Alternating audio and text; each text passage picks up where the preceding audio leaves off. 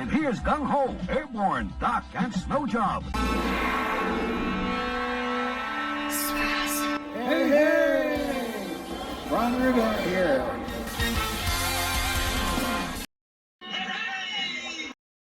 Hey guys, John here, and welcome back to the Super Awesome Geek Show. Today I have something really special for you.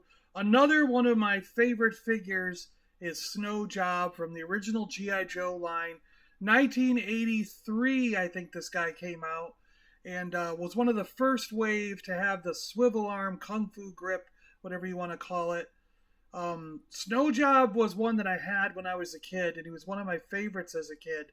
I had a lot of favorite of these G.I. Joe figures, and I always played with him, especially in the wintertime. My brother and I would go outside and build massive forts in the snowbanks that were left over by snowplows, and we would play with our G.I. Joe figures and Star Wars guys, and everything else that was snow-related would be out there in these big forts and battles and everything. Snowballs were flying all over. It was great. It was great. Really good times. But the reason we got Snow Job today is because I was lucky enough to get this Snow Job prototype figure from an employee I know from Hasbro. And he just started deciding to sell some of his older stuff. And I was able to grab this one. I love the history and the process of making toys. Not only do I like the toys themselves, but I thoroughly enjoy learning about the process and how toys are manufactured and how toys are made. And getting a prototype like this is something for me that's very, very special and very cool to have in a collection. It's not something I ever thought I would get a chance to own, an original prototype from the original line. Usually the prototypes these days you can find are of 6-inch versions of the figures or something modern that a lot of the employees are selling, but it's very rare that they get rid of something from back in the day. And I got so lucky that this guy was willing to start getting rid of a few of the stuff he's been keeping for 40 odd years, right?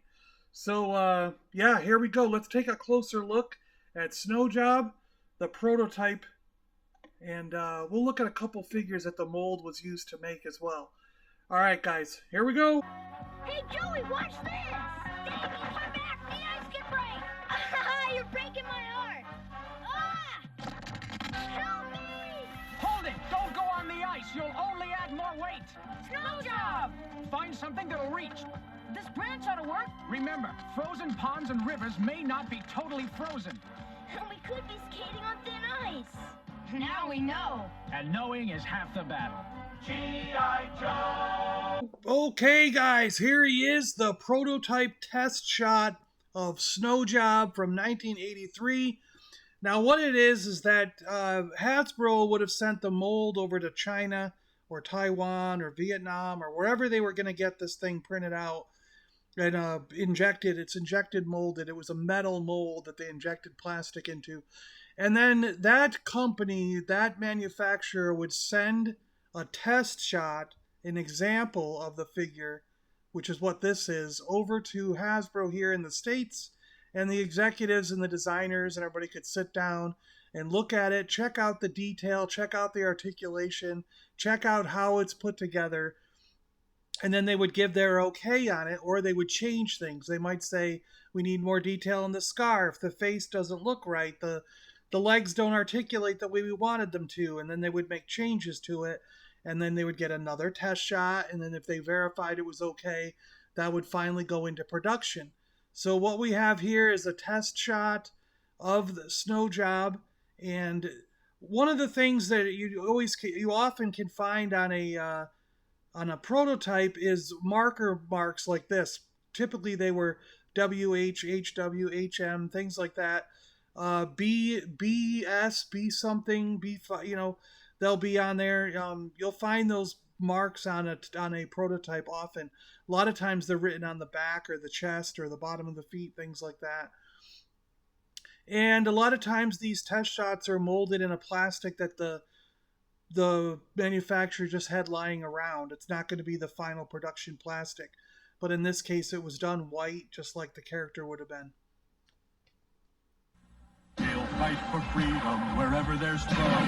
G.I. Joe is there. G.I. Joe. Cobra's attack near a winter outpost. Call the members of the G.I. Joe team. And here's Gung Ho, Airborne, Doc, and Snow Job. And every Joe has a two-handed battle grip. Get aboard the Battle Bear. It's G.I. Joe to the rescue. G.I. Joe, American hero. We chased off Cobra. Let it out, Joe. G.I. Joe Battle Bear. Joe and Cobra figures each sold separately from Hasbro. Such an iconic commercial there with Snow Job. So here we go. We've pulled out the vintage original Snow Job and put him next to the prototype so you can see where the paint applications were put in. They painted the pockets black. They painted the belt brown and black. He has brown straps going up over his shoulders there, I think to simulate the backpack being on. He has a black scarf, black ski goggles, and his red beard. I mean, Snow Job was a redhead and he had red beard. So there we go.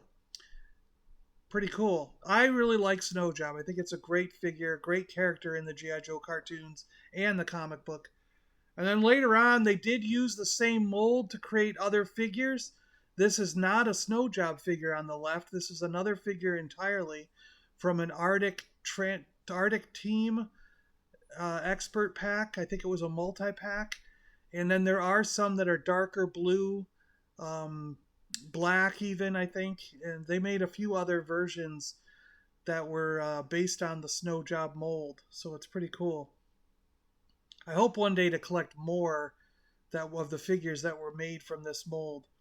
Let me know in the comments below what you think of this prototype. And speaking of comments, we have a comment here from G-Force that was on the classified G.I. Joe fashion model cover girl video, and G-Force said hat. And apparently YouTube thought that was another language, and they want me to translate hat to English. But actually what he's referring to is I asked, do you prefer it with the hat on or the hat off? And he was saying that he liked the figure with the hat on. So thanks a lot, G-Force. Appreciate the comment, my friend.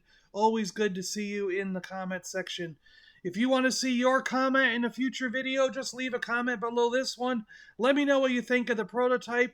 Let me know what you think of prototypes in general. Is that something you would collect? All right, guys. Thanks a lot for watching. I do appreciate it. And stay awesome out there, everybody. All right? We'll talk to you later. Bye-bye. Hey, guys. Do you need a new cuddly friend in your life? Well, head on over to the Super Awesome Geek Show spread shop. Link in the description below, and get yourself a new furry friend. These stuffed toys can be yours right now. Head on over. The Super Awesome Geek Show is part of the Super Awesome Geek Show network. Please check the description below and subscribe to the channels that interest you.